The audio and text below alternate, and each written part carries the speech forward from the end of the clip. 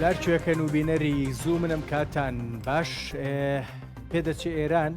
جۆرێک لە هۆشداری دابێ بە عێراق و هەرێمی کوردستان گوایە لە ڕەوت و ڕێکارەکانی جێبەجێکردنی ئەو ڕێکەوتنامە ئەمنی کە لە نێوان تاران بەغداد واژووکراوە زۆر ڕازی نییە مە سەرباریەوەی ڕاستێکی ئێمە لە هەرێمی کوردستان ڕێکاری دیاری کراو و هەندێک هەنگاومان بەرامبەر بە حزبەکانی ڕۆژهەڵاتی کوردستان بینی بەشێکیان لە شوێنەکانی خۆیان لە زرگوێزەڵە و زرگوێز ڕاستیەکەی بران بۆ کەمپێکی دیاریکراو لە سوورداش بەڵام سەرباری ئەوە ناو بەناو بە دڵنیایی و ئێران جۆرێک لە نیگەرانی پیشان دەدا دەکرێت هەندێک لەم نیگەرانیانە بە دیاریکراوی پەیوەست بن بە پێشهاتەکانی ناوچەکەوە هەندێک جار فشاری دیاریکراو بن لەسەر عێراق و هەرێمی کوردستان و ببەسترێنەوە بە هەموو ئەو پێشهاتانەی ئێستا لە ناوچەکە هەن و ڕوودەدەن سەرباری ئەوەش بە دڵنیایی و فشارێکی دیاریکراوی هاتنەوەی دۆناڵد ترەمپ بۆ سەرۆکاتی ئەمریکا لەسەر خودی ئێرانیش هەیە بۆیە پێدەچێ بەستنەوەیکی دیاریکراوی ئەم فشارانە لەسەر هەرێمی کوردستان عێراق حزبەکانی ڕۆژهەڵاتی کوردستان لەلایەن ئێرانەوە پەیوەستیەک و پابەستێکی بە دڵنیاییەوە بە فشارەکانی یان پێشهاتەکانی ناوچەکەەوە هەبێ لەو بارەوە بە دڵنیایی و حزبەکانی ڕۆژهەڵاتی کوردستان هیچی تازیان بیستووە هیچی تازیان پێگوتراوە لەبارەی ئەو نیگەرانیانی ئێران گوایە ئێران تا هەر ڕەشەی هێرشیش ڕۆیشتووە ئەمە وایە یان نام پرسانە و کۆمەڵێک پرسی دیکەش بە تایبەت لەسەر ئێران عێراق هەرێمی کوردستان و پێشهاتەکانی ناوچەکە لەگەڵ دوو میوان گفتوگۆکەم حەسەن ڕەحمان پەنا ئەندامی کۆمیتەی ناوەندی کۆمەڵە ڕێکخراوی کوردستانی حزبی کۆمونیستی ئێران ڕێزیان لە ستۆدیۆ لە زووم میوانە ئەنوەر حسێن شرۆڤەکار و نووسەر ئەویش بە هەمان شێوە بێگومان لەگەڵمانن کاک حەسەن کاگەنۆر بەخێر بێن بەسفتانەیە کاک حەسەن لە ئێوە دەست پێەکە هیچی تازەتان هین بووە بیستووە پێتان گەیشتو لەبارەی نیگەرانی ئێران لەبارەی ڕەوتی جێبەجێکردنی ڕێکەوتنە ئەمنیەکە ئەوەی کە تا ئێستا ئێمەش بیستومان هەر ئەو شتانەیە کە بە شێوەی عەلەنی و ڕاگەیەندرا و باسکراوە هی فەرمی لەلایەن حکوومەتی هەرێمی کوردستانەوە یا ناوەندەکانی دەسەڵاتدار و پەیوەندیدار بەم ڕووداوانەوە هیچ شتێکیان تا ئێستا بە ئێمە نەوتووە بەس ئەوەیە کە لە ڕاگەیاندنەکانە هەڕەشەمان بیستووە کە کراوە بێزگەلەوە ئەوەیشی کە بە ئەو مەبەستە دەگەڕێتەوە تقریبان شتێک نەماوە کە جێبەجێ نەکرێ تا پێمان بڵێن ئەوەی کە پێویست بێت جێبەجێ کراوە بۆی پێمانە شتێک ما بێت ئێران ئەڵێ گوای ڕێکەوتنی وەکو خۆی جێبەجێ نەکراوە ئەوەی پێیوەست بۆ بە حزبەکانی ڕۆژهەڵاتی کوردستان تۆ پێم بڵێ تاوان پێش ئەوە گرنگەوەی بزانین ئێوە ناوڕۆکی ڕێکەوتنە ئەمنیەکە ئەزانن بۆ ئەوەی بزانین ئایا چی لێ جێبەجێ کراوە چی لێ جێبەجێ دیاریکراوتان لەبارەی ڕێکەوتنە ئەمنیەکە گەیشتووە ئێمە ناوەڕۆکی ڕێکەوتنەکە شەفاوی بڕشتیانە کۆبنەوەکانم پێوتوین بەڵام ئەوەی کە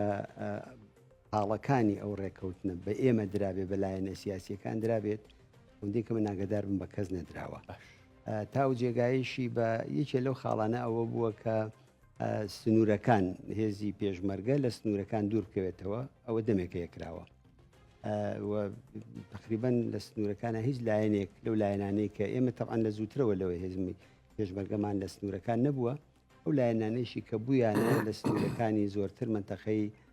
هەڵگورد و ئەوە بوون هاتوونەتە خوارەوە لە شوێنایکی دیکە بە چاودێری حکوومەتی هەرێمی کوردستان و چاودێری دەوڵەتی عێراق لەو شوێنانە جێگیر کراون و ئەڵەی چاودێری یعنی هیچ جموجوڵێکیش لە ئارادان نییە جموجولی عسکەری تەبعاً لە ئارادان نییە ئەوەی کە جمهوری سامی دەیڵێ بیانووە کاگەر مەجال ببێ لەسەر هۆکاری ئەو بیانوانە هەم هۆکاری دەرەکیەکەی هەم هۆکاری ناوخۆییەکەی تایبەت ئەوەی کە کۆماری ئیسلامی بۆ لەم شەرایەتەیە خەریکە ئەوە دەکات و جارێکی دیکە ئەمە دەکاتەوە بە ڕۆژەف دەتوانین لەسەری زیاتر قسە بکەین بەڵام بە باوەڕی من بیانوویەک نەماوە بۆ کۆماری ئیسلامی کە بیهەوێت هەم زەخت بێنێ بۆ حکوومەتی هەرێمی کوردستان و هەم بیهەوێت زەخت بێنێت بۆ دەوڵەتی عێراق ئەو قەراردادەی کە لە مانگی مای 2023 لە نێوان ئەعرەجی و لەگەڵ شەمخانی ئیمزاکرا دەتوانم بڵێن بەشی زۆری یا تەواوی خاڵەکانی جێبەجێکراوە لەبارەی ئەمە جموجوڵ باسمان کرد لەبارەی دانانی چەکیشەوە پێم وابێ ئەوەی ویسترابێ لە حزبەکانی ڕۆژهڵاتی کوردستان بۆ ڕادستنی دانانی چەکەکانیان چەکی پێم وابێ سووک نەبێ ئەوەی تری هەمووی وەکو خۆی چۆن داواکراوە جێبەجێکراوە هەر لە مێژ بوو کە هیچ کام لەو لایەنە سیاسیانە چەکی قورسیان پێ نەبوو پێزگەلەوە چەکی سووکیش لێرە لە شوانێکەوە تاکوونێ مامۆسای مزگەوتێک تاکوونێ دوکاندارێک تاکوونێ کەسێکی ئاسایی کە لەو بازاڕەوەی سایق تەکسیەک و ئەوە هەموو کەسێک چەکی پێ بۆ خۆپارێزیە چەکی خۆپارێزی بەشروعە ئێمەش وەکو لایە نایە کە دوژمندارین لێرە لەو ئاستەدا هەندێک چەک و چۆڵمان پێیە ئەینا ئەوەی تری کە بەچەکی قورس و ئەوەی کە مەبەستی جەمهوری ئیسلامیە بگەڕێتەوە هیچ کەم لە لایەنەکان ئەویان پێ نییە وتت هیچی وامان نەبیستووە گوایە هەڕەشەی هێرشیشی کردووە ئەوەشتان نەبیستووە هۆشداریەک شتێکی دیاری کراوچکە بەڕاستی پێشتر هەندێک جار دەگوترا ئێران کۆماری ئیسلامی ئێوە هێرشێکی دیاریکراوە بۆ سەر حیزبەکانی ڕۆژهڵاتی کوردستان بکات جۆرێک لە تەنسیق هەیە بۆ ئەوەی کە باڵێن هۆشداریەک بدرێ بە حیزبەکان شتێکی ئاوەل ئارادا بێ لەو بارەیشەوە هیچ بە ئێوە نەوتراوە زانی کۆماری ئیسلامی لە بواری عسکەریەوە بە تایبەت لە سووریا لە یەمەن لە لوبنان لە فلستین لە هەمووی ئەوانە لە پاشەکشەدا شکستی خواردووە ئێستا بۆ جوابدانەوە بەو شکستەی هەر ڕۆژێ هەڕەشە لە شوێنێک دەکەن ئێستش هەموو ڕۆژێک دەڵێن ئێمە ئیسرائیل لەبین دەبین ناڵین ئیسرائیل لەسەر گۆی زەوی بمێنێ بەرگەی پەلامارێکی ئەم جارەمان ناگرێت ئەوە وعدەی سادقی سێ لە ئارادایە دا وەختی لەوانەدا ناتوان ئەوانە جێبەجێ بکەن لە دوژمنی دیکە دەگەڕێن و بەتایبەت لە کوردستانی مەوزوع حساسە خەباتی مەدەنی زۆر لە گەشەکردنایە لە کوردستان بیانوویەک بۆ ئەوەی کە خەباتی مەدەنی لە ناوە وەسڵکەن بە جێگایەک حیزبە سیاسیەکانە و بیانوێ سەرکوتیشیانکەن هەر حیزبە سیاسیەکانە وی ئەو هەڕەشانە لەو بابەتەوە شتێکی بەردەوام و دایمیە کە کۆماری ئیسلامی دێمە سەر هۆکارە ناوخۆی و دەرەکیەکانی ژوردیەکەینەوە شیئەکەینەوە کاک ئەنوەر نازانم تۆ لەو بارەیەوە شتێکی دیاریکراو لای ئێوە گەڵاڵە بوو بێ بەڵام دووبارە بیستین گوایە ئێران جۆرێک لە نیگەرانی هەیە و هەڕەشەشەکە تۆ ئەم پرسە ئەم پێش هاتە سەر هەڵدانەوەی ئەمە ئەبەستیتەوە بە چۆ چونکەوەی ئێمەمان بینی ڕاستیەکەی وە بەردەوام لەگەڵ حیزبەکانی ڕۆژهڵاتی کوردستانیش گفتوگۆ قسەمان کرد بێ ئەوەی پێیوەست بوو بێ بەلایەنە با بڵێن لایەنە ئەمنیەکانی ئەو ڕێکەوتن ئەمنیەوە حیزبەکانی ڕۆژهڵاتی کوردستان بە نزیکەی هەمویان جێبەجێ کردووە زۆر سپاس بۆ تۆ کاک حەسەن وڵا لە ڕاستیە کاک ڕەنج ئەوی کاک حەسەن وتی بە نەزەری منیش کێشەکە ئەوەی کە ئەو لەو ڕێکوتنامە ئەمنی کە لە ئازاری 2023 بینی عێراق و ئێران ئاگاداری هەرێمی ئیمزاکراوە پێوەست بووە بە ڕاگواستن و چەککردن و دوایش ئەگەر پێویستکە بە ناردنەدەرەوەیان بە وڵاتی سێهەم ئەمانە داواکاری بۆ ئەوەی زۆرتریش کە لە چوارچەوەی سنوورەکانی عێراق شەداوای کردو کە دیواربەندێکی 200 کیلۆمەتری لەژێر کامێرای چاودێریە جێبەجێ بکرێ بەڵام لە ڕاستیە ئەمانە بەشی زۆری نەک جێبەجێکراوە و هەر پێشتریش ئۆپۆزیسیۆنی ڕۆژهەڵاتی کوردستان مەترسی نەبووە لەسەر سنوورەکان وە کێش و گرفتی دروست نەکردووە بەڵام ئێستا کە دیسان دانیشتنی ئارەزی لەگەڵ حکوومەتی هەرێمی کوردستان و نوێنەرانی کۆماری ئیسلامی ئێران هاتوتۆ بەرباز لەزەمین زۆرتر پەیوەندی هەیە بە ئەو ڕووداوانەی کە لە ناوچەکەی ئەڕوەتەن کۆماری ئیسلامی ئێران ترسی هەیە لەوەی کە ئەو ڕووداوانی کە لە سووریا ڕوویداوە بە تایبەتی پاشەکشەی خۆی لە سووریا و تێکشکانی هیلالی شیعی لە سووریا لوبنان و ئەو دیزاینەی کە دراوەتە دەست ئیسرائیل لە منتقەیە بە پشتیوانی بەریتانیا و ئەمریکا زۆرتر هەژمونی ئیسرائیل لە منتقەکەیە بسە پێ و لەم بارەیەوە دوو ئینی هەیە دوو مەترسی هەیە مەترسیشانەوەیە کە ئەمریکا و ئیسرائیل جددین لەسەر هەڵۆشانەوەی حەشتی شعبی بەواتایەکتر لەسەر تێکشکاندنی یەکێکی تر لە پێگەکانی ئێران لە ناوچەکەیە لە خۆرڵاتی ناوەڕاست یعنی عێراق بەوە پاشەکشەیەکی زۆرترەکە ئێران دووهەم هەمیشە ئێران گومانی هەبووە لە هەرێمی کوردستان کە خۆش دەزانی بەردەوام بنکەی موسادی ئیسرائیلی لێیە و دوو جاریش بردومانی هەولێری کردو بە موشکی گەورە و ماڵی دوو سەرمایهداری گەورە بە بیانەوەی کە ئیسرائیل و دەستگای موسادی ئیسرائیلی لە هەرێمی کوردستان هەن ئێستا بە نەزەری من ئەم فشارانەی لەسەر هەرێم خاڵی ڕاستەوخۆی پەیوەندی هەیە بە ئەو گومانانەی کە هەیەی هەرێم نەبێتە جێگا و پێگە و مووقعیەتێک کە ئیسرائیل و ئەمریکایانەوێ بەکاری بێن لە داهاتووە چ بەرامبەر عێراق وە چ بەرامبەر ئێران لەم ماوەیە جێگری وەزیری دەرەوەی ئێران بوو پێم وابێ لە هەولێر بوو لەگەڵ کاک نێچیروان بارزانی سەرۆکێرەمی کوردستانیش دانیشت یعنی و ئەو دڵنیایش دووبارە درایەوە بە ئێران کەرمی کوردستان نابێ بەم مەترسیە بەڵام وا دیارە ینی هەر بە خودی هاتنەکەی سەردانەکەی ئارەجی کۆبنەوەی لەگەڵ وەزیری ناوخۆی هەرێمی کوردستان بینینی مەسعود بەرزانی هەموو ئەمانە دیارە ئاماژێکی دیاریکراو هەن بۆ سەرباری ئەم هەموو با بڵین دڵنیادانەوەی هەرێمی کوردستان بۆ ئێران هێشتان بەدگومانی یەک شتێکی لەو بابەتە هەیە لە ڕاستیا ئێران نەیتوانیوە مەسەلەن دۆستایەتی خۆی لەگەڵ هەرێمی کوردستان تەواو سابت کە و تەواو خۆی یەکلا بکاتەوە لەو گرفتانی کە بەردەوام لە نێوان بەغدا و هەولێر هەیە بە تایبەتی لەسەر مەسەلەی موچە مەسەلەی نەود لەسەر سۆر کەیسی ئابووری لەسەر کەرکووک هەمووانە بە جۆرە لە جۆرەکان فشاری کۆماری ئیسلامی ئێرانە لەسەر هەرێمی کوردستان خۆی ئەڵێ من دۆستایەتی هەرێمی کوردستانەکەم بەڵام لە واقعدا دۆستایەتیکردن ئاوانیە مەسەلەن هەر شەش مانگجارێک تۆ موشک بارانی شارێک بکەی و هەرەوەی کە تورکیایی کا تۆژێکی بۆ مەسەلەن بردومانکردنی ئۆردوگاکانی زڕگوێز و شوێنەکانی تر و ئەو هەموو فشارە لەسەر هەرێمی کوردستان نظری من ئەوە دۆستایەتی نییە بەڵام خۆ لە حقیقەتیشدا یعنی وەک واقع هەیە کاگرانجەوەی کۆماری ئیسلامی ئێران بەشێک لە حقیقەتی تایەوەی کە ئۆپۆسیۆنی ئێرانی لە هەرێمی کوردستان واقع زیندون یعنی و لە هەموو ئەو ڕووداوانەی کە لە ڕۆژهەڵاتی کوردستانیەتە پێشەوە کاریگەریەوانی بەسەرەوەیە چ لە شۆڕشی ژینا و چ لە ئەو مانگرتن و ئەتسامە عمومیانەی کادرێ بێگومان لە ژێر کاریگەریە بۆیە جگە لەوەی کە ئەو لەو ڕێگڕیشە کۆمەڵایەتی ئەو ئەحزابی سیاسی ڕۆژهەڵاتی کوردستانە ترسێ لە هەمان کاتەوەی کە پێم وتی ئەو هەڕەشانەی کە بەردەوام ئیسرائیل و ئەمریکایکەن و ئەو ململانیانەی کە لە نێوان ئێران لەلایەک و ئەمریکا و گروپی پێنجایدێک و بە ئیزافی ئیسرائیلی هاتووتەکە ئێران ئەزانێ لە داهاتووە ئەگەری ڕوبەڕووبوونەوەیەک هەیە و ئەم ئەگەری ڕوبەڕووبوونەوەیە مووقەیە کە پێی وایە جێگە و پێگەی ئیسرائیل و ئەمریکایە شوێنی هەرێمی کوردستان ئەمانە مەترسی لەسەر وردیەکەینەوە ڕاستیەکەی هەموومانە کاک حەسەن باسمان کرد ئارەجی لێرەیە ڕاوشکاری ئاسایشی نیشتیمانی عێراقە بە دڵنیاییەوە لە ڕووی ئەمنیەوە پێگەیەکی گرنگە بۆ عێراق وەکو دەوڵات وەزیری ناوخۆی ئێرانیش بە هەمان شێوە لە بەغایە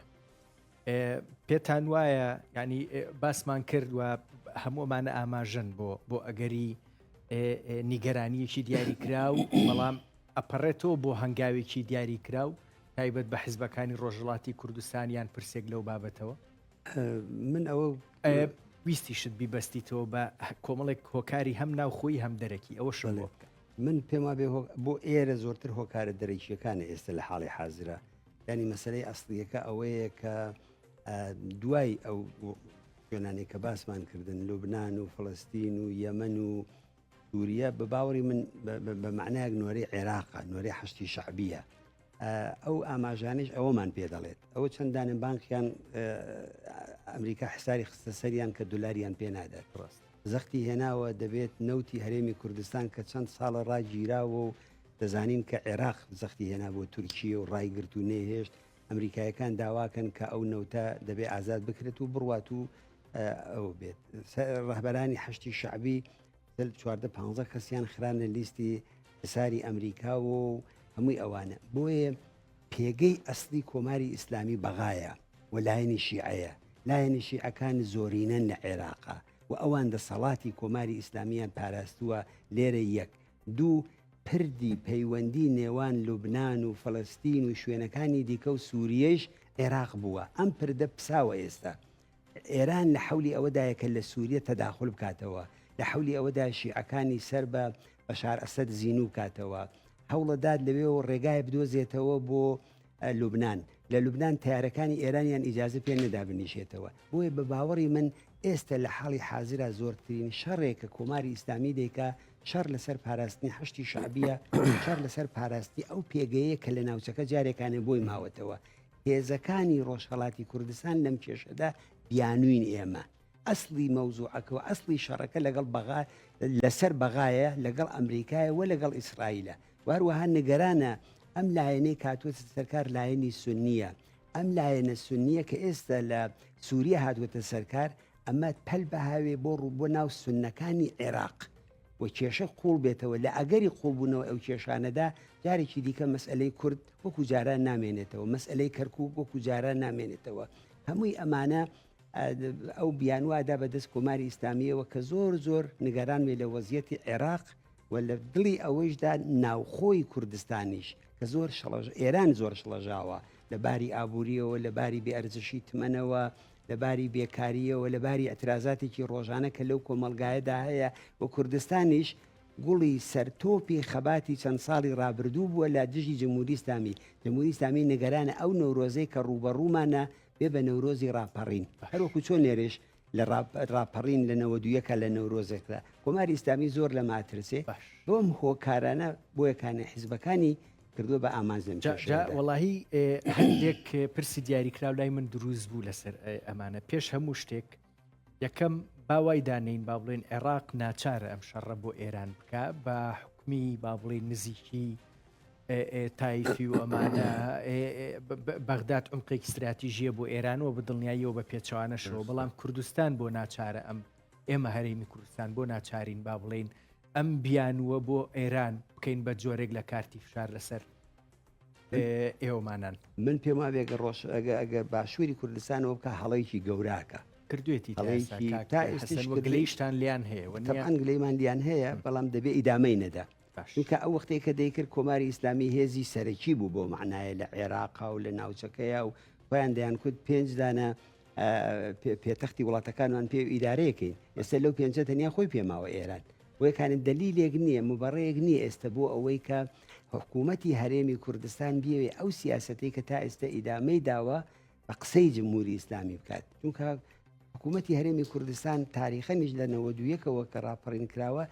ڕاستە لەگەڵ ئێران و تورکیە و عێراق و ئەوانە مەعاملە و پەیوەندی بوو بەڵام لەبەرەی ئەمریکایە بووە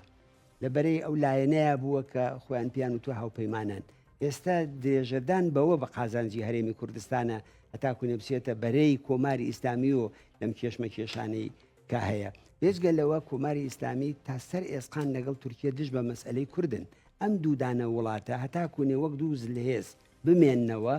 هەتاکوونێ لەوێ ناسیۆنالیزمێکی تۆخی تورک لێرەش ئیسلامێکی بنیادگەرای شیعە لە دەسەڵاتە بن خەڵکی کوردستانیش لەم خۆشی بەخۆیان و لە هیچ بەشێکە خۆشی و ئاسایش بەخۆیان و نابین ئەوەیش هۆکارێکی ترە بۆ ئەوەی کە حکوومەتی هەرێمی کوردستان بەرژەوەندی خەڵکی ناوچەکەی بەگشتی لە بەرچاو بێ هەتاکوونێ ئەم دەوڵەت یا ئەو دەوڵەتی دێمەوە هەندێک پرسی دیکەش بە وەردی باسەکەین کاگە نۆر ڕاستیەکەی لەم نێوەندەیە عێراق و هەرێمی کوردستانیش بە دیاریکراوی چیان بەرامبەر بەم فشارانەی ئێران پێکرێت جا فشارەکان بیانوەکان حەقیقینین ئەمایان پرسێکی دیکەیە بەڵام کاتێک ڕەوشێکی دیاریکراوی ئالۆزە وڵاتێکی دیاریکرا و جۆرێک لە فشار جۆرێک لە داواکاری بۆ عێراقێک کە بە نزیکەی سیاسەتەکانی بەدڵنیاییەوە لەلایەن ئێرانەوە فشاری زۆری لەسەرەوە هەندێک جار دیاری شەکرێ و ئێمەش لە هەرێمی کوردستان وەکو خۆتەزانی زۆر جار لە ژێر فشارەکانی ئێران و تورکیاشا بووین لەو نێوەندەیە چۆن نەتوانین چیمان پێ ئەکرێ بۆ خۆ دوورگرتن لە ئەو فشارانە و نەچوونە ژێرباری لە ڕاستیە بەرپرسانی حکوومەتی هەرێمی کوردستان کەم و زۆر ئەوەندەی کە لەو دانیشتانەیە هەڵوێستەکانیان خراپ نەبووە تا دەورانی پێشووتریش زۆر جار خۆیان نەداوە بەدەستەوە بە بیانووی ئەوەی کە باشە ئەم کەمپەڕا گوێزین و کە ئەوە ئەکەین و ئەوە ئەکەین و کەم و زۆریان کردو نیان کردووە خۆی لە ئەسازا نابوو هیچی بکەن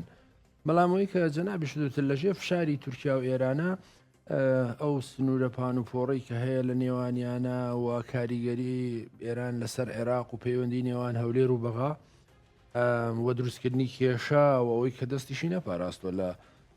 مەسە موشک باران و دروستکردنی کێش و گرفتی زۆرەوە بە نظری من بەشێکێتی بەڵام قسەکەوەی حکوومەتی هەرێمی کوردستان ئەوەی کە داوای کردووە لەم هێزە سیاسیانە ئەمان بە زۆر بە ئیجابیانە جوابیان داوەتەوە مەسەن و تویانە سنوورەکان مەبەزێنن ئەمە تویانە بەسەر چاو مەسە خەباتی چەکداری بخەوێنن تویانە بەسەر چاو مەسەلەن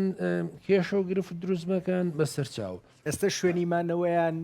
شوێنیمانەوەیان پێگۆڕیون دی باشە حکوومەت هێرێمی کوردستان بۆ ناتوانێت بەرامبەر پارتی کرێکارانی کوردستان بکە خۆ پێشیان نەڵێن بە جۆشیان ناکەن یعنی حکوومەت هێرێمی کوردستان ئەمانیش ئەمە بکەن ینی بگاتە زروخ و زمانێک ئەمانش بڵین کاکە گیان خۆتان فەرمو وەردوگاکان داخان خەڵک ئەگرن يعني نابێ يعني جارێ ئەزانی پارادۆکسەکە چێکاکرن پارادۆکسەکە ئەوەیە حکوومەتی هەرێمی کوردستان لە دروستبوونیەوە تا ئێستا بانگەشە و ئیدیعای هاونەتەوەی بوون و کوردستانی بوون و ناسیۆنالیز بوون و پشتیوانیکردن لە خەباتی ئەم پارچانەکە ڕۆژانە ئەمە دووباراکەنەوە بەڵام کاتە یەتە سەرەوەی کە فشارێکیکەن ئەم دوو دەوڵەتە ئەمانەڵەن کاکە چی بکەین یانی دەسەڵات نیە باشە چیەکەی لانی کەم ئەگەر ئەمەژەکەی وڵامی خواستەکانی ئەم هێزانە چییە؟ ینی لانی کەمە بێ ئەمە بە احترامەوە بێ ناکام و ڕۆژ هێزێک بەریتە سەری و لۆریەک بەری بڵێ فەرم و ماڵەکەتی تێکە و بە زۆر بت بەمیانەت بم یعنی قسەکەەوەیە کە ئەبێ حکوومەتی هەرێمی کوردستان لەم بارەیەوە ئەزانی زۆرە بێ بەرپرسیارانەکە یەکیان بە خااتری ئەم دیعانەی کەیکا دوو هەمیش بە خااتریەوەی کاکە ڕۆژانێک ئەم هێزانەی کە ئێستا حاکمیەتان هەیە لە کوردستانی عێراق یەکێتی نیشتیمانی و پارتی دیموکراتی کوردستان لەو دیو بوون لەلایەن ئەم هێزانە و لایەن خەڵکی ئەم هێزانەوە خزمەت کراوە ئێخۆم هێزانەی کە لێرەڕێن کوڕکچەکانیانی چیان ئەو خانەوادان کەوان کە پێشتر خزمەتی ئەم شۆڕشایان کردووە نابێ ئەمە لەبەر چاو بگری تۆ مثلەن هەر قسەیە بکرێ و تۆ فشارێک بکەی و خەڵکێک بگری و ئازیەتی بکەی ئەمە بۆ ئەمە لە داهاتووی بۆ داهاتووی ئەم ئاڵوگۆڕانی ئەم منتقەکە کە ڕۆژهڵاتیش لە سمنیە ماڵوگۆڕانەیە کە ئێستا پارچەکەگەنۆر کاک حەسەن وتی هیچی تازەمان نەبیستۆ بە فەرمی هیچی وامان پێ بۆ نەهاتووە با بڵین بەڵام پێ نەگوتراوە بەڵام دیارە شتێکی دیاریکراویش هەیە بە هاتنەکەی عەرەجی باتنی وەزیری ناوخۆی ئێران پێت وایە شتێکی دیاریکراوی دیکە ڕۆژانەیە پێم وایە جارێ ئەوەی کە هەیە ینی لە سێنزەی شوبات سەردانی ئیبراهیم کاڵن بۆ ئێران و کۆبوونەوەی لەگەڵ بەرپرسی ئەنجومەنی باڵای ئەمنی قەومی ئێرانی و لەگەڵ وەزیری دڵات یەکێک لە ئامانجەکانی یەکێک لە ئامانجی سەردانەکەیەوە بۆ کە احتیوای ئەم بارودۆخە بکەن کە لە منتقەیە گوزارەوە بە زەرری هەردووچیانە و ئیبراهیم کاڵن فایلێکی خسۆتە بەردەست ئێرانیەکان کە کاکە ئیسرائیل لە منتقەکەیە زۆر بەقووت بووە و بە تایبەتی دۆستایەتەکان لەگەڵ پارتی کرێکارانی کوردستان جێگای مەترسیە بۆ ئێوەش ئێوە دۆستی پارتی کرێکارانی کوردستانن دامیەکەن ئەبێ بە هەردوو کلامان ئەمە جاوە دیارە ئۆپۆزیۆنی ئێرانیشی تێوە گلێنرێ کاکە و ئیسرائیل لە منتقەکەیە و ئەمریکا جددیە و ئەو هەڕەشانەی کە لەسەرمانە هەردووکمان زیاترە گرێتەوە و حقیقەتیشی تایە حقەتەکەی لەکوێ حقەتەکەی لەوەیە کە ئەو دیزاینەی منتقەکە کاک ڕنج ئەگەر پێشتر بەدەست ئێران و تورکیاوە بۆ ئێستا درراوە بە ئیسرائیل و عەرەبستانی سعودی لەبەرەوە هەردووچیان زەرمەندن وە بە نظری من سەردانی ئەم جارەی عەرەزی جیاوازیەکەشی لەوەیە کە ڕاستەخواتۆتە لای بەڕێز مەسعود بەرزانی پەیامەکە ئەوەیە کە ئەگەر وا هەستەکەم عەرەزی و توێتی کاکە ئێمە لەگەڵ وەزیری داخلی دانیشتوین و لەگەڵ ئاسایش سلێمانی دانیشتوین لەگەڵ یەکێتی پارتی دانیشتوین داواکاریەکانمان جێبەجێ ناکەن لەبەرەوە ئەرکی تۆیە کە مەسەلەن ڕایەن سپێری کە ئەمە جێبەجێ بکەن و ئەم کەمپانە ڕاگوێزن و چەکیان بکەن و هەر شتێکی تر بۆیە پێم وایە فشارەکەی ئێران جددیە بەڵام ئەوەی کە بە نەتیجە ئێمە دەستمانەکەوێ ئێمە بێ بزانین هەڵوێستی یەکێتی نیشتیمانی پارتی دیموکراتی کوردستان یا حکوومەتی هەرێمی کوردستان چییە؟ هیوادارم نستنە ژێرباری ئەم داوایانەوە کاک حەسەن لە چوارچەوەی ئەوەی کە لە ناوچەکەی گوزەرێ و پێشات و فشارەکان ئەمەی ئێرانیش هەر پەیوەست بێ بەوەوە بەستمانەوە بە هەندێک کۆکاری ناوخۆی و دەرەکیشەوە ئێران ئەکرێ لە ماوەی داهاتووە وردە بکەوێتە جۆرێک لە سیاست و دانوستان و گفتوگۆ و ئەگەری هەڕەشە و هێرش و هەموو ئەمانە هەن بە دوای کارتی دیاریکراوە ئەگەڕێ هەستەکەی مەسەلەن لەو چوارچەوەی ئەوەی کاکە نۆریش باسی کرد سەردانەکەی کاڵن بۆ ئێران و باسکردنی ئەو بە ناو مەترسیانەی کە خۆیان ئیتردێکی ئێدەنەوانێ ئێوە ببن بە جۆرێک لە کارتەکانی بێنە و بەردەی سیاست و هێرش و هەڕەشە لە ناوچەکەیە مەبەستم حیزبەکانی ڕۆژڵاتی کوردستانە ناوچەکە زۆر لە ئاڵ و گۆڕایە ینی پێشببینی ناکرێت چیە بێت هەم لەلایەکەوە ئەو فشارانەی کە من لام وایە ئەمریکا لە دوو ئاستا زەخت دێنێت و نەهایەتن دانێکیان دەباتە پێشەوە یەکەمی ئەوەیە کە لە بواری ئابوووریەوە ئەوەی کە ترامپ پێی دەڵێت سڵح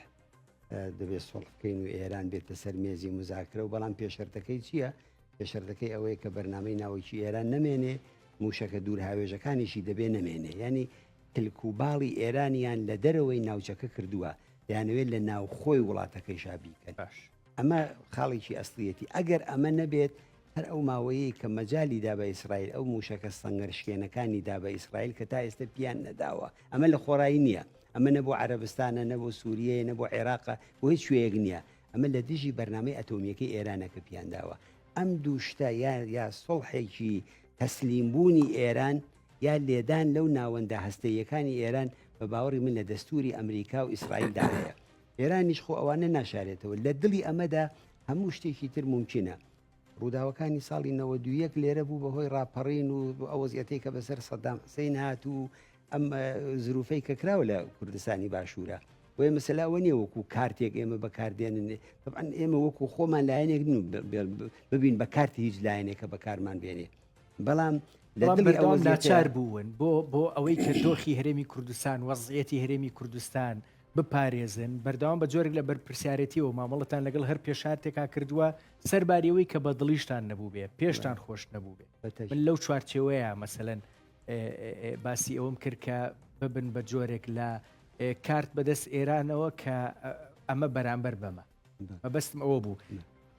پرسێکی دیکەش بە دیاری کراوی یعنی لە چوارچێوەی فشارەکان لە سەرێران و با بڵین دۆخی ناوچەکە لە بەرامبەر ویستە ئێرانیەکەیە ویستێکی دیکە هەبێ وەکوەی کە کاگەنۆر باسی کرد بۆی حزبەکانی ڕۆژهەڵاتی کوردستان ڕاستیەکەی نەک کەمپنشین بکرێن بەڵکو ئامادە بکرێن بۆ هەر گۆڕانکاریەکی دیکە بە دیوەکەی دیکە زانی ئەوەی کە بە حزبەکانی ڕۆژهەڵات دەگەڕێتەوە حقیقەتی ئەوەیە کە جێگە و پێگەی حزبەکانی ڕۆژهەڵات بە بارەگاکانیان لێرە هەڵناسەنجێندرێ ئەسلی ئەمە لە واقعە نوکی کێوێکی یەخە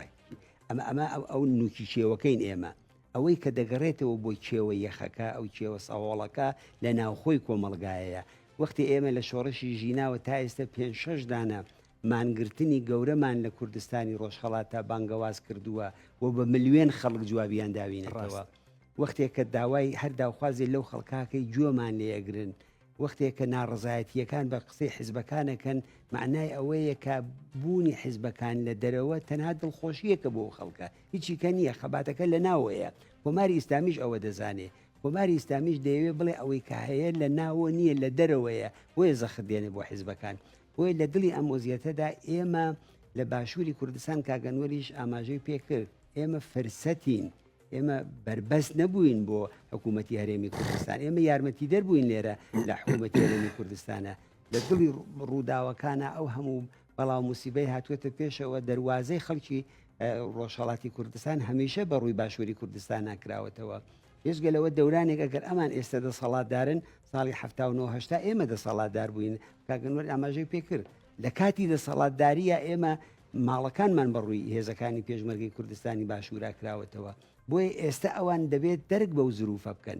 ئێران دەگۆڕدرێت لە 100 پێتان دەڵێم دەگۆڕدرێت ناڵێم ئێستا ئەمریکاچی چون ئێران بۆ خۆی تووشی بنبەستە ئەو قسانەی کە ئەمڕۆکە لە ناوخۆی ئێرانە بە کۆماری ئیسلامی دەڵێن ئێمە ئوپۆزیسیۆن پێی ناڵێن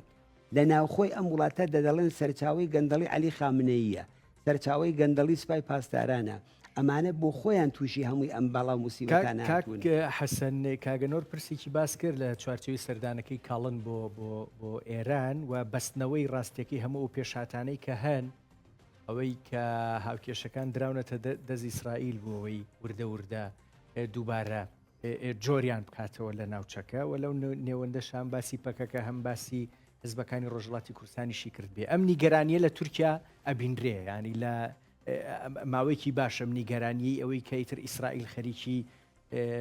ئەوەی بە هاوکێشەکان دووبارە جۆرەکاتەوە ئەمە ڕوونە ئێرانیش هەمان تێگەیشتنەکەی تورکیای بۆ دروست بووە لەبارەی ئیتر قووەتی ئیسرائیل بۆ دووبارە کێشانەوەی هاوکێشەکان لە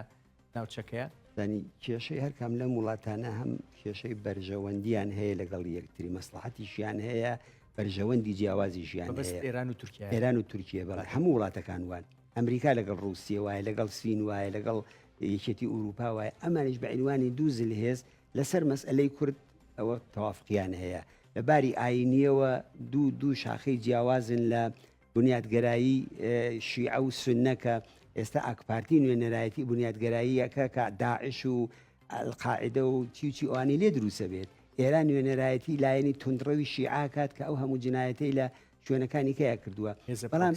لەسەر ئەوان ئێستا لەسەر مەسئلەی ئیسرائیل بە باوەڕی من هەردووکیان ترسیان لێ نیشتووە هەم ئێران ترسی لێ نیشتووە لەوەی کە ئیسرائیل شەڕیشیان کردو ئاخر لە دوای شەڕی ئێران و عێراق تەنیا وڵاتێکە لە ئێرانی داوە ئیسرائیلە. ئیسرائیل بە موشک لی داوە، ئیسرائیل بەشی هەوایی ئێرانی فەلەج کردو خۆیان نایڵێن. ئەمڕۆ کە وردە بڕێکشت دەڵێن دروستمان کردووەتەوە. ئەوە دێمە سەری ڕاستێکی کاک حەسەن پرسێکی گرنگە، چونکە مادەم ئێمە زۆربەی لێکدانەوەکان بەرە ئەوەن کە ئەگەری هێرشی ئیسرائیل بۆ سەر ئێران نزیکە بزانین دۆخی بەرگری ئێرانیش ڕاستیەکەی لەکوایە و ئێوە ئەگەر شتێکی دیاریکراو لەو بارەیەوە بزانن حەزەکەم پێم بڵێن. کاکە نۆر، ئەم ترسەی تورکیا لەوەی کە پێشهاتەکانی تر وردە بەدەسوخەتی ئیسرائیل لە نووسێنەوە و ئەم بە مەترسی بۆ خۆی ئەبینێ و پەکەکە و هێزەکانی ڕۆژهڵاتی کوردستان و چێ بۆ لای ئێرانۆمانە لە تورکیا پرۆسەیەکی هێناوەتە ئارا ناونراوە پرۆسەی گفتوگۆ لەگەڵ ئیمرالی. باشە ئەمیان تا چەند پەیوەستە بە پێشهاتە ناوخۆیەکەوە ئەمە یەک دوو بۆ لە ئێران هەمان جوابدانەوە بە هەمان شێوە بۆ پرۆسەیەکی گۆڕانکاری لەم شێوەیە نییە بۆی ڕاستیەکەی لە بری ئەم مەترسیە ئەمنیە ئەم تێگەیشتنە ئەمنیە بۆ حیزبەکانی ڕۆژهڵاتی کوردستان بکەوێتە دۆخێکی دیکە لەگەڵ حیزبەکانی لەگەڵ ئۆپۆسیۆنا بەگشتی ئۆپۆسیۆنی ئێرانی. دەزانین کاک ڕەنج ئاماژەکان ئەڵێن کە ڕووداوەکانی 8 دیسەمبەری ڕوخانی ڕژێمی بەشار ئەسەد دیزاینەکەی ڕاستە دراوەتە ئیسرائیل، بەڵام تورکیا بەشدار بووە و ئاگادار بووە و کارکتەرێکی سەرەکی ئەو بابەتەش بووە. بۆیە پرسی پرۆسی ئاشتی لە تورکیا لە مانگی دەوە دەستی پێکردووە لە سەرزاری دەوڵەت باخچەلیەوە. هۆکارەکەشی ئەگەر بگەڕێنەوەیە کە ئەوانە یانزانی ئەم ڕووداوانی سووریا ڕووەدا وە کورجێگە و پێگە و موقعێتی شێبێ و ئیسرائیل دیزاینەکەی بەڕێوە بە بۆیە زووتر هاتن دەست پێشکەریان کرد، ویستیان ئەلەو مدەتەیە بتوانن ئۆجالان ڕازیکەن بۆی کە قسەیەک بکە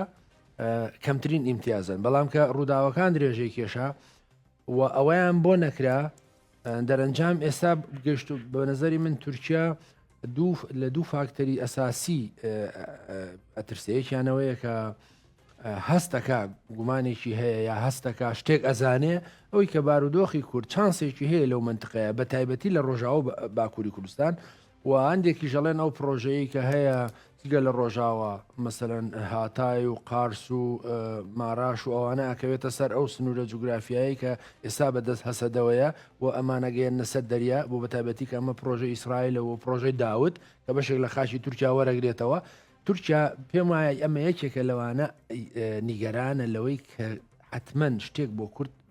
جا تۆ پێم بڵێ ئەمە نیگەرانێکی منطقیە یان ڕاستیەکەی تورکیا دروستی کردووە بۆ ئەوەی بەشێک لە ویستە داگیرکاریەکانی خۆی لەسەر ڕۆژاوای کوردستان و سووریا ڕاستیا پێم وایە بە مەترسی جددیە زانی بۆچی وەختێک مەسەلەن دیقەت بە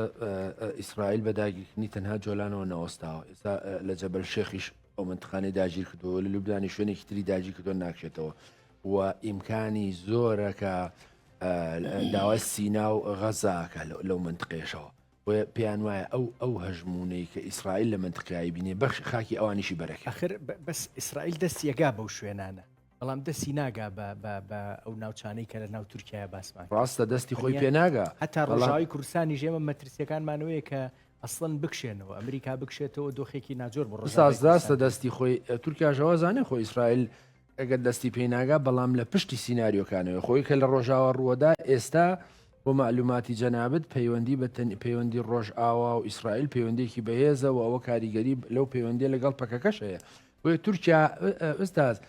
ئەگەر ئەم پرۆژەی داودیش جێبەجێ نەکرێت لانی کەم لەم بارودۆخی کە لە ڕۆژاوای کوردستان هەیە تورکیا زۆر ناڕەحەت و نیگەرانە و ئەمە دیفاکتۆیە یعنی لە هەر حاڵدا بەخشانەوەی ئەمریکا ژۆک و مەزلوم عەبدیوتی ڕنگ نییە پرۆسەکە کۆتایی پێ بە تایبەتی کە خۆ دەزانی فەڕەنسیەکان و بە تایبەتی چەپی فەڕەنسی زۆر پشتیوانی لەم بارودۆخەکەن و ئەڵمانیەکان و ئیتالیەکان بۆیە یعنی ئاسان نییەوە بۆیە بە نظری من تورکیایەکە خاڵی دووەمیشی ئەوەیە کە دوێنێش ئۆزگوڵ ئوزوری سەرۆکی جەهەپە ئەڵێ من بۆ هەڵبژارنەکانی داهاتوو خۆم کاندید دەکەم بۆ سەر کۆماری و تورکیا یەکێکی تر لە نیگەرانیەکانی ئەوەیە لەم پرۆسەیە لە هەڵبژارنی داهاتووە جەهەپە بیباتەوە پرسەکە بە جۆرێک چارەسەرکە کە کەیسەکە لە دەستی ئەوان دەربێنێ بەڵام بە نظری مە خۆشتانەزانن یعنی تورکی ئیمپراتۆرەتی عوسمانی و دواتر دەوڵەتی ئەتاتورک و ئەردۆگان و ئەکەپە و حیزبەکانی تریش کاکە ڕنجنیان شادۆتەوە کەوان لەکوێ مەسەلەن لەسەر مانگیش بێ دژی کوردن و کوردی بەختەرەوەی کە لە گۆڕستانە جاوەی جەنابی شدوتت بۆچی مەسەلەن ئەم پرسە بە نظری من تورکیا تایە جددی نییە بەڵام هەست بە مەترسیەکە و ئەوانیانەیە وەکو نووسەرێکی توری گەڵێ ئۆجالان بێ داوای چەکدانانی پەکە شۆڕشە کۆتایی پێبێنن بەڵام ئەگە دیقەت بی لێدوانە دوو لێدوانە گرێگەکەی ئەم دوایی باڵی ڕاستی پەکەکە هەم جەمیل بایک و هەم مراد قرێڵان بە تایبەتی مراد جەمیل بایک وتی ئەگەر ئۆجالانیش لێدوان بە چەکدانان ئێمە ئەو جێبەجێ ناکەین بۆ ویستم ئەوەش بڵێم ئەوی کە توێڵی ئێرانیەکان بۆ ئەم پرۆسەیە دووبارە ناکەن و ئێرانیەکان خەریکن بە نظری من چەند ماوە لەگەڵ حیزبی دیموکرات خەریک بوون و کەم و زۆر ئەم پرسیان هەیە بەڵام هەرەوەیەکیانەیە ئەو مەترسیانەی کە لەسەریانە دوای بخەن ڕوونە کاک وەڵام ئەمیسۆ پرسم لە ئێوەش کاک حەسەن بۆچی ئەم مەترسیانەی تورکیا داش ئێران بە دڵنیاییەوە لای ئێران لای تاران نابێ بە فاکتەری گفتوگۆ لەگەڵ ئۆپۆسیۆن لەگەڵ حیزبەکانی ڕۆژهەڵاتی کوردستان بە تایبەتی ئێوە لە کۆمەڵەن نازانم هیچ پرسێکی ئاوە دیاریکراو هەیە کاک ئەنوەر ئەڵێ لەگەڵ دیموکراتە گوایە جۆرێک لە گفتوگۆ هەبووە نازانمە گەشتێکی دیاریکراوتان وڵا هەروەی کاگەنوەر ئاماژەی پێکە منیش ئەوم بیستووە پێشگەلەوە لە بیرمان نەچێ ئێمە هەر لە دوای پرۆسەی وی کە ناویانە ئازادکردنی عێراق و هاتنی ئەمریکا بۆ ئێرە و ئەوە چەند جار خۆیان دوایی ئەوەیان وت کە لایەنەکانی هەم حیزبی دیموکرات هەم ئەو لایەنەی بەناوی کۆمەڵەوە ئیشەکەن ڕایەن گەیان کە لێرە هەر لە شاری سلێمانی وەختی خۆی لە دیمشق و لە ئۆسلۆ ئاشکرا بوو ئەو دانیشتانە بووە بەڵام بۆ ئێران تا ئەم کاتێش کە ئێمە بەیەکەوە قساکەین مەسلەکەی یاریکردن بووە دەستگای ئیطلاعاتی لە هیچ جێگایەکە ناتوانێت بەرپرسی چارەسەری کێشەی سیاسی بێ داویانە بە دەستگای ئیطلاعاتی ئێران هاتوون هەرو کاری کە وەختی خۆی لەگەڵ سکرتێری حیزبی دیموکرات کردیان هەسملویان بردە قەتڵگاوە کێوم کارێک کرد سەحرا ڕوودی و دەمو دەستگاهای ئیطلاعاتی و ئەوە سڵح نەبوو ئەمەشی کە لە ئوسلۆ کردیان هەر عینیشت بوو ئەوەشی کە لێرە وتیان لە سلێمانی و لە هەولێر و لە شوێنەکانی کەکرا هەر ئەو دەستگا ئەمنیەتی و ئیطلاعاتیەیە کە ئێمە پێی دەڵێن داتەکاندنی زانیاری وەرنەوە کاکە خۆتان تەحویلدنەوە وڵاتی خۆتانە و جا کێشەمان چی ئەوای نەکەن ئەنا ئەو کێشەی کورد کێشەیەکی سیاسیە ئەو کێشە سیاسیە ئەگەر ئێران خەیاڵی بێ ساڵی 58 خومینی بڕیاری جادیدا لە دژی خەڵکی کوردستان 50 خۆتە 50 ئێمە بەڵێ 1970 سێ مانگ دوایەوە هەر خومینی بڕیاریدا کە سڵح بێ لە کوردستانە هەیئەت دیاری کرا بۆ دانیشتن و ئەوانە ژێر بەژێر نەبوو ئاشکرا بوو دارویشی فروهەر کە دوای خۆیان کوشتیان و خەڵکی لای منتەقەی لە ڕووکرماشان و ئەوانەیە بەرپرسی ئێتەکە بوو ینی تا ئەم لەحزەی ئێران بە هاوکێشەیەکی سفری و هاوکێشەی سڕینەوە مامەڵە لەگەڵ ئۆپۆسیۆن بە تایبەت حیزبەکانی ڕۆژهەڵاتی کوردستان ئەگەر ئێستش ئێران بەیانی بێ داوای قەزیی سڵحکە هەر بۆ شێوەی کە هەیەی هیچ فەرقی نییە لەگەڵ ئەو زەختەیە کە ئێستا لەسەر ئۆردوگاکان دەیێنێ بە موشک لێمان دەدا کۆمەڵێک تێبینیت نووسی باسی تورکیا و مەترسیەکان و ڕۆژاوای کوردستان و ئیسرائیلمانە کرد ئەتوێت لەو بارەیەوە چی لەسەر من ڕاستیەکەی ئەوەی کە بە پرۆسی کە باس کراوە من پێم پرۆسی سڵح نییە تا ئێرە ئەوەی تورکیامە ئەوەی تورکیا من پێم وابێ ئەوەی کە تا ئێستا هەیە پرۆسی هەوڵدان بۆ چەکداماڵینی پەکەکە کێشە دروستکردن لە ناوخۆی پەکەکەیە ئەینا ناکرێت سەرۆکی پەکەکە لە زیندانی ئیمراڵی بێت بە چەند هزار کەس بیپارێزن کەس بێزگە لە کاناڵەکانی تەلەڤیزیۆنی تورکی و ئەوە هیچ دەستڕەسی بە شتێکی دیکە نەبێ بەڵام بڵێ ئێمە سڵحەکەین ئەوە چه سڵحێکەکەیەوە هەستەکەی کورد لە باکووری کوردستان دەم پارتی و بە تایبەتیش قەندیل لەمە تێگەیشتون کە ئەمەیە پرۆسەکە ئەمەیە ویستەکە نازانم هەمویان تێگەیویانە بەڵام پێمان بەشێکیان تێگەیون بەشێکیان کۆ قەندیلیان شار لە هەردوو لایەن لە هەردوو لایەن لە قەندیلیش ئەوەی کاگەنوەر ئاماژەی بۆ قسەی جەمیل بایی کرد کە پێم وابێ قسەیەکی واقعی و ڕاستیشە لە ژێر ئەسڵحەدا ناتوانین بڵێ وەرە سڵحم لەگەڵ بکە ئەگەر ڕاست دەکەن دەبێ ئۆجالان ئازاد بکەن دەبێ ڕای بگەێنن دەبێ زیندانیە سیاسیەکان ئاخر دەمیرتاش بۆچی لە زیندانە لەسەر چی گیراوە چی کردووە ئەو سیاسەتی کرد ئەو سیاسەتی کردو لە ناوخۆش بووە ئەندام پارلمان بووە و سەرۆکی حیزبێک بووە و ئەمە پرۆسی سڵح نییە ئەمە زۆر جار پێ دەڵێن سڵحی مسلح لە ژێر ئەسڵحەدا من سڵحت پێ دەکەم ئەمە سڵح نییە ئەمە شەڕێکە بە دیوەکەی تریدا وە من پێم وابێ ئەم پرۆسەیە بەم شێوە بڕواتە پێشەوە نیەتی تورکیە نیەتێکی باش نییە بۆی جێبەجێ نابێ شتێکی تریشکە بەلای منەوە هەیە ئەویش ئەوەیە کە مەسئلەی ئێران یا ئیسرائیلیەکان بە نیسبەت مەسئلەی کوردەوە وەزیری دەرەوەی ئیسرائیل ڕایگەیان کە ئەوان پیان خۆشە دەوڵەتی کوردی دروست بێت و وانە بەڵام ئەوان نیگەرانێکیشیان بە نیسبەتی ئێرانەوە هەیە پەیوەندی پەکەکە لەگەڵ ئێرانە ئەوەش خاڵێکە کە لە نەزەر ئەوانەوە خاڵیشی پۆزیتیڤ نییە خاڵیشی نگاتیڤە بە نیسبەتی مەسئلەی کورد لە باکووری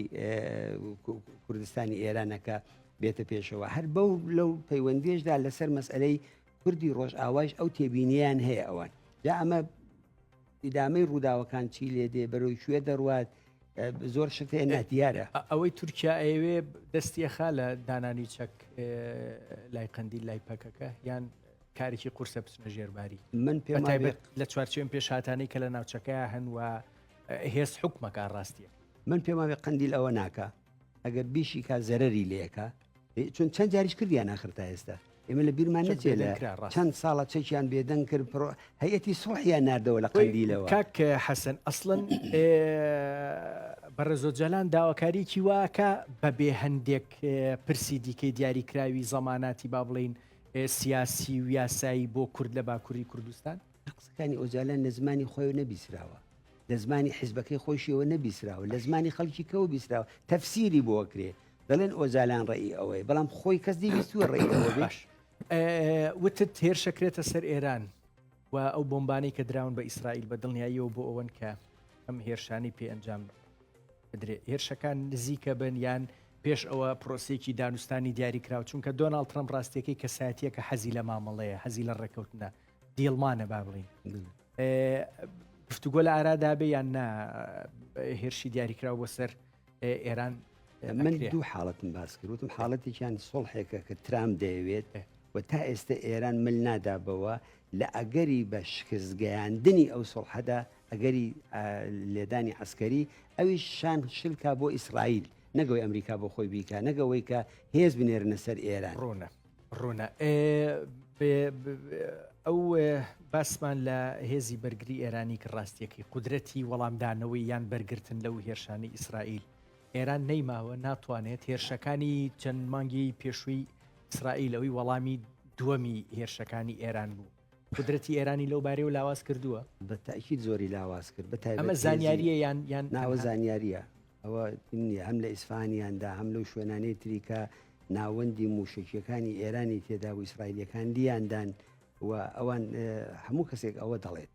بۆیە من ناڵم ئێران ئێستا هیچی بەدەست بەڵام ئێران لە مقابلی هێزی ئەمریکا و ئەو هێزە عەزیمەی کە ئەوان هەیەە و ئەو سلاح پێشڕەفتانەی کە ئەوان هەیەە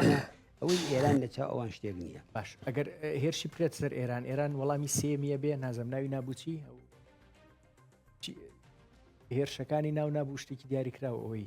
ئێران کە هێرشی ئیسرائیلیە کرد بەرحاڵ هێرشی سێمەکات من تەسەور ئەگەر ئێران ئەگەر هێرش فرێتە سەر ئێران بە باوەڕی منی تر ئێران بگە بە شەڕی ئاخری وزانین دەست ناپارێزی یعنی ئەوەیکی بەدەستیەوە بێ لە عەلەیهی عەرەبستانیش دەیکا لە عەلەیهی وڵاتانی تریش دەیکا لە عەلەی ئیسرائیلیش دەیکا یەک پرسی دیاریکراومەوە دواتر دێمە سەری کاک ئەنوەر تۆ مامەڵەی ترەمپ لەگەڵ ئێرانە چۆن نەبینی ئەگاتە ئەگەری هێرەژیان جارێکە هەوڵێکی گفتوگۆ ئەدا و دوای ئەوە پێدەچێت لە ڕاستیە ئەو دانووسانە تازانەی کە هەیە لە نێوان ئێران و ئەمریکا یەکەم ئەوەیە کە کاکەسەن ژووتی هەموو موشەکە بالیستیەکانی نەک کۆتایی پێبێنە بێ هەڵیان وەشێنێتەوە سفریان کاتەوە دووهەم پرۆژەینەوەی بۆ ئاژانسی وزەی نێودوڵەتی و گروپی پێنجایدیەک بە تەواوی بخاتە سەرپشت و هەموو گومانەکان کۆتایی پێبێنە نابێت دەست بۆ ئەم کارە بەرێ سێهەم گروپی محور لە منتقەکەیە ئەبێ بە تەواوی خۆی بڕیابداکە هەڵیان وەشێنێتەوە و هەموو دەستێوەردانەکانیشی لە منتقەکەیە ئەبێ ڕاگرێ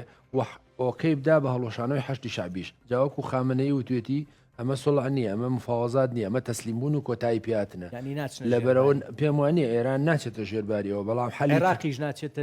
باسی ئەوی عێراق بکەین ناچێتە ژێرباری عێراقە چێ عێراق چاوەڕێی هەڵبژاردنەکانی مانگی نۆڤەمبەری ئەم ساڵە وە سودانی نەک هەر ئەمە ئەکا زۆریشی پێخۆشە چی سوودانی ینی سوودانی بەهێزەوە لە هەڵبژاردنەکانیەتە دەرەوە سەرگوزەریداهاتووە بێ بێگومان ئەمریکیەکان و ئەوروپیەکان خەریکی ئەومان و خەریکی ڕێخستنیا هاوپەیمانێتێکی نێوان سۆدانی مقتەدا سەدرن لە داهاتوو بۆی کە هەژمونی شیعی وەلایی ئێرانی کەمکەنەوە و جۆرێک لە جۆرەکان سودانی لە ئەوەی کە ڕاستە کەسایەتێکی شیعە بەڵام زۆرتر مەیلی ئەوەی هەیە عراق بێتەوە ناو جامعە عەرەبی ئەکتیڤیکە بە قووەتێکە و لەم بارەیە و پێشم وایە عەربستانی سعودی دامیەکە و ئەم هێزە شیعیانەش کاک ڕەنجکە لە ماوەی لە 2023 تا ئێستا کە حکومی عێراقیان کردو نەک هەر فەشەلیان هێناوە بەڵکو یعنی تەنانەت خەڵکی شیعەنشینی جنوبیش لیان ڕازی نییە و ئەمانە نەیانتوانیەوە خزمەتی خەڵکی بە ناوچەکانی خۆشیان بکەن و لە هەمان کاتتا بەشێکی زۆری داهات و اقتصاد و ئابووری ئەم وڵاتیان بردۆتە دەرەوە بۆیە بەنظری من سوودانی کار بۆ ئەماکە کە ئەم ماوەیە ئیدامە پێبا تووشی شەڕ نەبێ عێراق بەڵکو وردە لە داهاتووە بەو فراکسیۆنە بەهێزەی خۆی و مختەدا سەدر و وەلایەش بەو تێگەیشتنەوە مامەڵە لەگەڵ ئەم فتری عێراق و سوودانیاکە بێگومانە گەر دیقەت بێ مەس خەریکە دەستپێەکەن زائیرێ بانکی مەسە هەندێک بانکی دیاریکراوی عێراقی و هەڕەشەی زای زیاتریش سازم پێم وایە معلوماتانی کە ئەدرێ بە ئەمریکایەتی لە عێراق بەشێکی سوودانیانداتێ و مالکی خۆشی نێشاردەوە لەو چاوەدێریکردنەی کە بەسەر مالیکی و دام و دەستگاکانی شیعەکانەوە کراوە و ئەو ئەتیزانەی دیقەتی ئەم قسێ بە ئەو ئەتیزانەی لەو جاسوسیکردنەیە بەسەر مالیکی و دام و دەستگاکانی ئەوکارەتن لە شەرقی ئەوسە زۆر دەگمەنن باش کاک ئەنوەر با پچمەلای کاک حەسەن یەک پرسی دیاریکرا و هەیە ڕاستیەکەی ئەمەوێت لە دۆخی ئێوە بران بۆ کەمپەکەی سوورداژوە پێماوێ بەشێکی باشتان ئێستا لەوێ نیشتە جێن سارد و سەرمایە چوزانم زستانە لە ڕووی خزمەت گوزاری لە ڕووی بوونی ئەو شتە سەرەتاییانی مەفروزە لە کەمپێکی دیاریکراوە بۆ خەڵکێکی وەکو ئێوە هەبێ هەن یان گرفتان هەیە گرفتمان زۆرەیە وەکو هەم لەباری دەوا و دەرمان و دکتۆرەوە کە تا ئێستا تێدانە ئەم ئەوەی کە تا ئێستا ژێمە لەو شوێنانەی کە لەوێ دەژین ئەوانە کابینێتە لە زۆر ساردا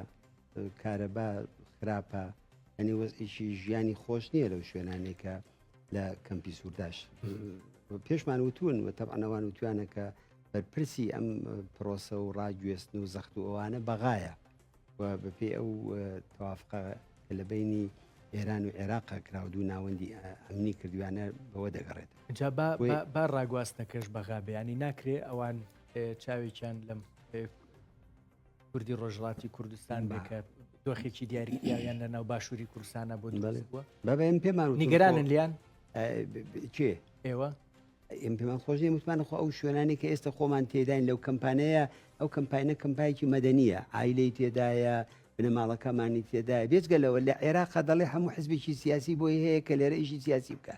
دەی خۆشیان بە ئێمە وعدیاندا لە ئاخرین دانیشتنێکە لە دوکاناکرا نەفەری دومیەکێتی نیشتمانی وتی ڕێگای ئەوانە کراوەتەوە بۆ کارتان و بۆ فعالیەتتان و هەمووی ئەوانە ئێمەش داوای ئەومان کرد ئەم زستانە لە ڕووی نەوت و سوتەمەنی ئەوانش گرفتان هەبوو کاک حەسەن بەڵا گرفت هەیە بەس ئێمە زۆر خۆمانمان نەخست بەڵێ گرفت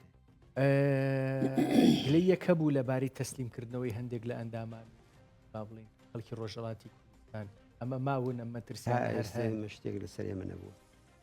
تەنها مەورەدێک بوو ئەویش هەم